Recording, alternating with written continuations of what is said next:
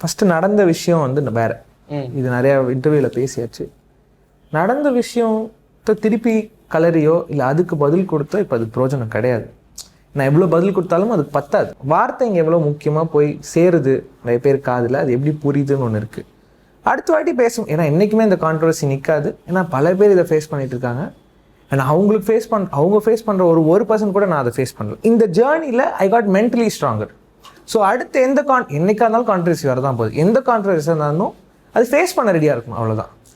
அது ரொம்ப முக்கியமான விஷயம்னா அதுலேருந்து அது ஒரு தப்பாக ஆகிடுச்சு அப்படின்னா அதுலேருந்து கற்றுக்கணும். நான் ஜென்ரலாக சொல்கிறேன்.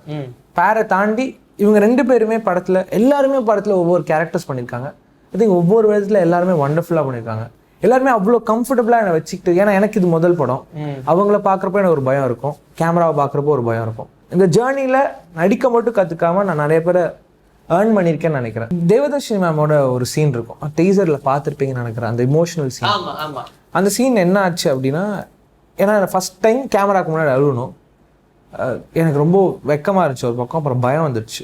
சூர்யா நீ பண்ணியிருக்கிறது ஓகே, அப்படியே தேவதர்ஷினி மேமை பாரு அப்படின்னா பார்த்தா நான் பண்ணுறதுக்கும் அவங்க நடிக்கிறதுக்கும் சம்மந்தமே இல்லை. அவங்க அப்படியே சீன் உள்ளே போயிட்டாங்க. நான் நடிக்கிறது லிட்டரலாக ஃபேக்காக தெரியும். சார் சீன் எப்படி பண்ணுறதை தாண்டி நிறைய கான்ஃபிடென்ட் கொடுப்பார். நீ பண்ணுறா பார்த்துக்கலாம்டா, நீ பண்ணுறா உனக்கு வரும்டா.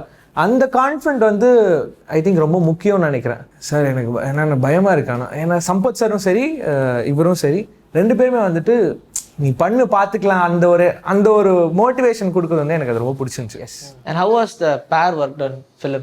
Yeah, it was very wonderful.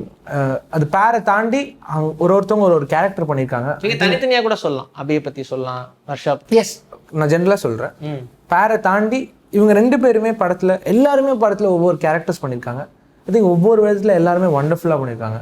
And my co artist நிறைய தேவதர்ஷினி மேம் சாராக இருக்கட்டும், ஹரிஷுத்மன் சார், அப்புறம் சம்பத் சார், திலீப் சார், இந்த மாதிரி நிறைய பேர் இருக்காங்க. அவங்க எல்லாருக்கூடயுமே எனக்கு ஒரு சீன்ஸ் இருக்குது. எல்லாருமே அவ்வளோ கம்ஃபர்டபுளாக என்னை வச்சுக்கிட்டு, ஏன்னா எனக்கு இது முதல் படம். அவங்கள பார்க்குறப்போ எனக்கு ஒரு பயம் இருக்கும், கேமராவை பார்க்குறப்போ ஒரு பயம் இருக்கும். இது எல்லாத்தையும் தாண்டி இவங்க என்ன அதை கொஞ்சம் கம்ஃபர்டபுளாக ஒரு இடத்துல உட்கார வச்சு அந்த ரிதமைஸ்டாக அந்த சீனை ஆக்குறதும், நான் எதாவது மிஸ் பண்ணேன்னா எனக்கு ஹெல்ப் பண்ணுறதும், இல்லை என்னோடய ஆக்டிங்கில் ஏதாவது டெவலப்மெண்ட் சொல்கிறதும் எனக்கு அது ரொம்ப பிடிச்சிருந்துச்சு. ஸோ இந்த ஜேர்னியில் நடிக்க மட்டும் கற்றுக்காமல் நான் நிறைய பேரை ஏர்ன் பண்ணியிருக்கேன்னு நினைக்கிறேன். கிரேட். இப்போ ஒரு படம் நமக்கு கிடைக்குதுன்னா அது சாதாரண விஷயம் இல்லை, அதுக்கே மெனக்கிடணும். ஆனால் அதில் அமையக்கூடிய காஸ்ட் வந்து அது ஒரு வரப்பிரசாதம். ஏன்னா இந்த மாதிரி ஒரு ஸ்ட்ராங் காஸ்ட் இருக்கிற எல்லாத்தையுமே போஸ்டரில் போட்டானுன்ற கட்டாயத்தில் இருக்கிற மாதிரியான ஒரு ஸ்ட்ராங் காஸ்ட்னு வச்சுக்கோங்க. ஸோ இந்த காஸ்ட் நீங்கள் சொன்ன மாதிரி ஒரு ரிதமிக்கா இருந்தாலும் அவங்களோட நடிக்கும் போது அந்த டயலாக் டெலிவரி, ஏன்னா அவங்களோட இருக்கக்கூடிய இன்ட்ராக்ஷன், ஆல்ரெடி இதில் நிறைய பேர் அப்பா கூட ஆல்ரெடி ஒர்க் பண்ணியிருக்காங்க. அந்த மாதிரியான விஷயங்கள்லாம் ஏதாவது மெமரைஸ் ஆச்சா உங்களுக்கு?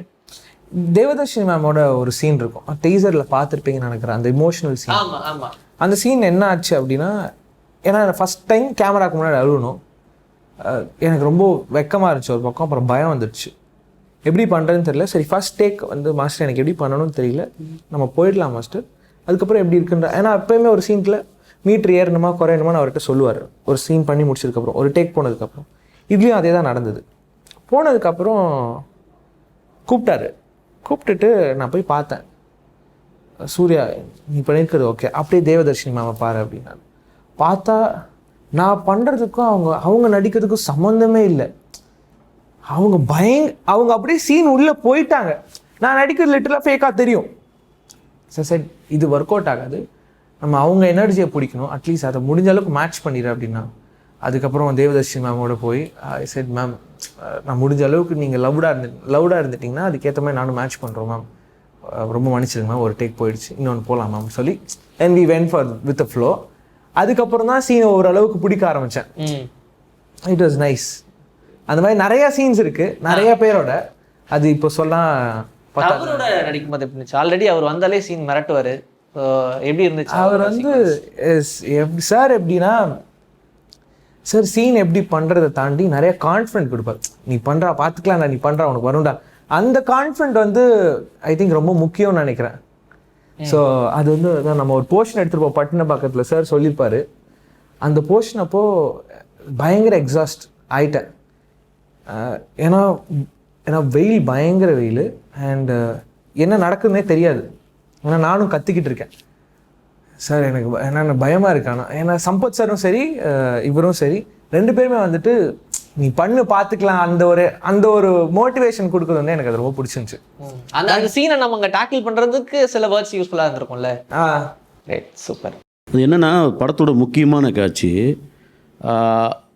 சரியான நல்ல வெயில், பயங்கரமான வெயில், ஒரு ஃபைட்டு சீக்வன்ஸ் போகுது. அது வந்து இப்போ வந்து ஒரு ஃபெமிலியர் கிடையாது. ஃபெமிலியர்னால் அனுபவம் வந்து ஃபைட்டு ஒரே டேக்கில் ஓகே பண்ணுற இது இல்லை, அப்போ தான் வராரு. ஆனால் அப்படி தான் நான் பார்த்தேன். ஆனால் ஃபைட்டை சீக்வன்ஸ் பண்ணுறது மாஸ்டர் சொல்லணும் எப்படி பண்ணுவார்னு உங்களுக்கும் தெரியும். பக்காவாக பண்ணுறாரு. அந்த டைமிங் கொரியோகிராஃபி எல்லாமே பக்காவாக இருக்குது. பட் ஒன்மொரு ஏதோ ஒரு இடத்துல மிஸ் ஆகுது. கேமரா ஃபோக்கஸ் ஒரு இதில் போயிடுது. ஒரு டஸ்ட்டை ஃபுல்லாக அடிக்கும் போது ஒரு கண்ணில் போயிடுது. கண்ணில் போனோன்னே இவர் என்ன ஆகுறாருன்னா டிஸ்டர்ப் ஆகிடுது. கண்ணில் பட்டு இதாகிடுது. அவர் பெயின் இல்லாமல் ஈஸியாக நடிக்கலாம். அதை ஒரு ஆக்டிங் தானே. ஆனால் அவர் அதை பண்ணலை. உள்ளே இறங்கி அந்த ஒரு ஊரில் அந்த சேவை சண்டைலாம் நடக்கும் தெரியுமா, ஜல்லிக்கட்டு இதெல்லாம் ஒரு ஃபைட்டு ஒரு மாதிரி நடக்கும் இல்லையா, அது எல்லா இதில் நம்ம ஒரு சேவை சண்டைன்னு வச்சுக்க, எல்லா சேவலும் சண்டை போட்டுட்ருக்கு. அதில் ஒரு சேவை மட்டும் துள்ளி குதிச்சு அடிக்குது அப்படின்னா அந்த மாதிரி தான் இருந்தது. எனக்கு பயங்கரமாக இருந்தது. நான் ரொம்ப ரசித்தேன். உடனே உங்கள் ஃபாதருக்கு ஃபோன் பண்ணி எனக்கு சொன்னேன். அது இவருக்கு தெரியாது சொல்லி இந்த மாதிரி அது என்ன இதில் பிரமிப்புன்னா அனுபவம். அந்த அனுபவத்தை மீறி ஆர்வத்தோடு அதை கற்றுக்கிறது, இந்த காட்சியை சரியாக பண்ணணுங்கிறதுல ஒரு தலையாய் கடமையாக வச்சு பண்ணுறாங்க. அதே மாதிரி 6 மணிக்கு மேலே போக முடியாது. அது சீன் எடுத்தாகணும். மாஸ்டரோட ப்ரெஷரு அந்த எல்லாத்துக்கும் ஒத்துழைப்பு கொடுத்து சூர்யா அந்த சீக்வன்ஸு ரொம்ப அழகாக பண்ணிட்டாப்ப. நீங்கள் பாருங்கள், அந்த 4ஆம் தேதி அந்த விஷுவல் பார்க்கும்போது உண்மையிலே ரொம்ப சந்தோஷப்படுறேன். அது ரொம்ப ப்ரௌடாக ஃபீல் பண்ணுறேன். நான் அதை பார்த்ததுலேருந்து, ஏன்னா முதல் படம் அதை பண்ணும்போது எனக்கு அது சந்தோஷம். ஏன்னா அந்த ஆர்வத்தோடு மீறி அந்த ஒரு ஒழுக்கம் இருக்குல்ல, அந்த ஒழுக்கத்தை நான் ரொம்ப வரவேற்கிறேன். அது எனக்கு ரொம்ப பிடிச்சிருந்துச்சு சூர்யாக்கிட்ட. கிரேட். அபி, இப்போ பெரிய காஸ்ட் இல்லை, இப்போ நம்ம இவ்வளோ நேரம் அதான் பேசிட்டு இருந்தோம். அவங்களோடலாம் ஒர்க் பண்ணும்போது உங்களுக்கு எப்படி இருந்துச்சு எக்ஸ்பீரியன்ஸ்?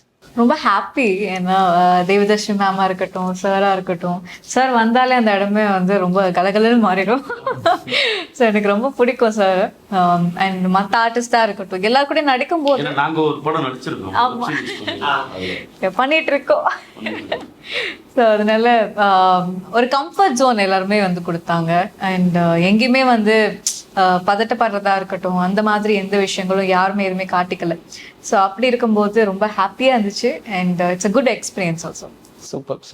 அண்ட் முன்னாடியே அவர் பேசியிருந்தார் இல்லையா, ப்ரௌட் மூமெண்ட் அப்படின்னு சொல்லி. இந்த படம் ஸ்டார்ட் ஆகும்போது நிறைய கான்ட்ரவர்சிஸ் இல்லையா, நம்ம எக்கச்சக்கமாக அதை கோத்ரூ பண்ணுவோம். ஆனால் ஒரு படம் கிடச்சிருச்சு, சரி ஓகே நம்ம நடிக்கனால இந்த படம் எப்படியே ஓட்டிடலாம் அப்படின்ற மாதிரியான ஒரு மைண்ட் செட் இல்லாமல் இந்த படத்துக்கான மெனக்கெடல் அந்த படத்துடைய டீசர் ரிலீஸ் ஆகும்போதே எல்லாருக்கும் ஓரளவுக்கு புரிஞ்சிருச்சு. ஆனால் பாஸ்ட்ல அண்ட் இப்போ ப்ரெசென்ட்னு பார்க்கும்போது அந்த இடத்த நான் இப்படி ஹேண்டில் பண்ணியிருக்கலாமோன்னு நீங்கள் தான் யோசிச்சு ஃபீல் பண்ணியிருக்கீங்களா? ஃபஸ்ட்டு நடந்த விஷயம் வந்து வேறு. இது நிறையா இன்டர்வியூவில் பேசியாச்சு. நடந்த விஷயத்தை திருப்பி கலரியோ இல்லை அதுக்கு பதில் கொடுத்தோ இப்போ அதுக்கு பிரோஜனம் கிடையாது. நான் எவ்வளோ பதில் கொடுத்தாலும் அதுக்கு பத்தாது. அண்ட் அதுலேருந்து எடுத்துக்க வேண்டிய விஷயம் என்னென்னா, வார்த்தைங்க எவ்வளோ முக்கியமாக போய் சேருது நிறைய பேர் காதில், அது எப்படி புரியுதுன்னு ஒன்று இருக்குது. அடுத்த வாட்டி பேசும். ஏன்னா என்றைக்குமே இந்த கான்ட்ரவர்சி நிற்காது. ஏன்னா பல பேர் இதை ஃபேஸ் பண்ணிகிட்டு இருக்காங்க. ஏன்னா அவங்க ஃபேஸ் பண்ணுற ஒரு பர்சன் கூட நான் அதை ஃபேஸ் பண்ணல. ஸோ அதனால் அவங்களெல்லாம் சில டைம்ஸ் பார்க்குறப்போ எனக்கு அந்த தைரியம் இருக்குது. அண்ட் இந்த ஜேர்னியில் I got mentally stronger. So அடுத்து என்னைக்காக இருந்தாலும் கான்ட்ரவர்சி வரதான் போகுது. எந்த கான்ட்ரவர்சி இருந்தாலும் அது ஃபேஸ் பண்ண ரெடியாக இருக்கணும், அவ்வளோதான். அது ரொம்ப முக்கியமான விஷயம்னா அதுலேருந்து அது ஒரு தப்பாக ஆகிடுச்சு அப்படின்னா அதுலேருந்து கற்றுக்கணும். Yes, that's all. இந்த விஷயத்துலையும் நான் உங்கள் அப்பா பண்ணதை பற்றி நான் கேள்விப்பட்டேன். அதுவும் ரொம்ப ஹாப்பியாக தான் இருந்துச்சு.